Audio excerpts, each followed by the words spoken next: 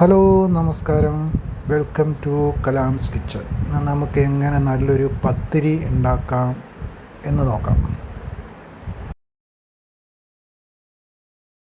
ആദ്യം ഒരു ഗ്ലാസ്സിൽ പത്തിരിപ്പൊടിയും ഒരു ഗ്ലാസ്സിൽ വെള്ളവും കുറച്ച് വെളിച്ചെണ്ണയും കുറച്ച് ഉപ്പും എടുക്കുക.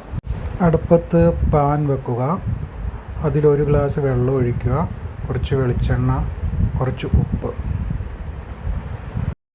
അതിനുശേഷം അല്പമായിട്ട് പൊടി ഇട്ട് കൊടുക്കുക. പൊടി ഇട്ടതിന് ശേഷം തീ ഓഫ് ചെയ്ത് 1 മിനിറ്റ് അടച്ചു വെക്കുക. പൊടിയിട്ട് ഇളക്കിയതിന് ശേഷം 1 മിനിറ്റ് അടച്ചു വെച്ചതിന് ശേഷം ഒരു ഗ്ലാസ് എടുത്തിട്ട് വേണം കുഴയ്ക്കാൻ, ഇല്ലെങ്കിൽ കൈ പൊള്ളും.